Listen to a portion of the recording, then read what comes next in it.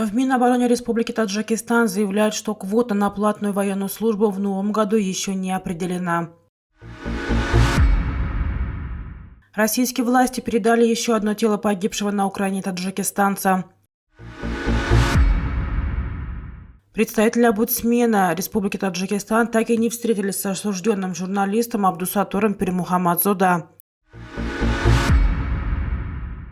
ГУВД Ташкента задержал 50 подростков после сигнала о сборе сторонников движения «Рёдан». Минобороны Таджикистана опровергла утверждение о том, что в некоторых военных комиссариатах закончилась квота на платную военную службу. Ведомство сообщило, что регистрация на этот вид службы начнется после 1 апреля. Пресс-секретарь Минобороны Фаридун Махмадализода сообщил, что квота или план платной военной службы определяется на основании специального решения до начала призывного сезона и согласовывается с Верховным главнокомандующим вооруженными силами Таджикистана. Он отметил, что в зависимости от обращения населения план может изменяться как в сторону увеличения, так и уменьшения. Он сообщил, что сейчас комиссариаты только принимают и рассматривают заявки на платную службу, потому что в настоящее время план не определен и квота комиссариатам тоже неизвестна. По его словам, те, кто подал заявление, но им не досталась квота, могут быть привлечены к платной военной службе в следующем призыве.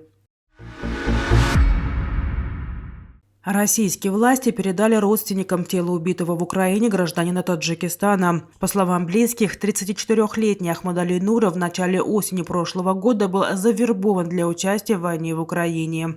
Они сообщили также, что 2 года назад Ахмадали был приговорен к 6 годам колонии по обвинению в незаконном обороте наркотиков. Неделю назад родственники Нурова заявили, что почти полгода у них нет никаких сведений о нем. Тело Ахмадали Нурова было передано родственникам 5 марта. По словам близким, в тот же день Нурова похоронили на малой родине в районе Абдурахмана-Джами Хатлонской области. Где и при каких обстоятельствах погиб таджикистанец, российские власти не сообщили. Представители уполномоченного по правам человека в Таджикистане так и не встретились с осужденным блогером и журналистом Абдусаттором Пирмухаммадзода, который ранее заявлял о применении в отношении него пыток во время задержания и нахождения в СИЗО.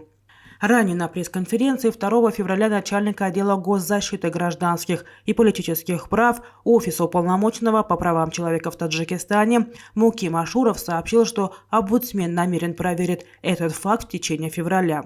Но сегодня, 6 марта, при личной встрече с корреспондентом «Азия Плюс» Мукин Ашуров и его коллега Хуснадин Недоев сообщили, что еще не встречались с этим осужденным.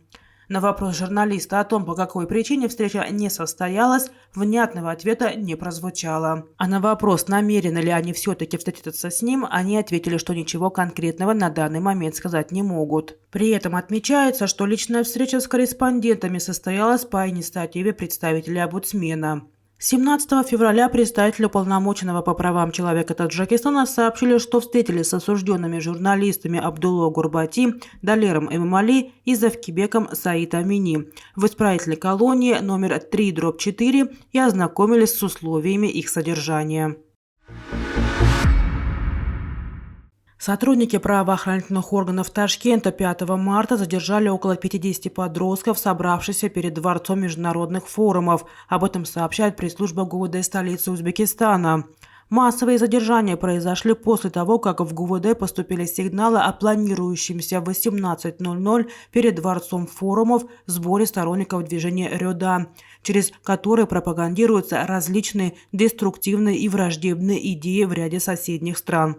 Сообщалось, что участники сбора будут вооружены пневматическим холодным и огнестрельным оружием. Вечером 5 марта правоохранители доставили в УКД ОВД Яшнабадского района 50 несовершеннолетних.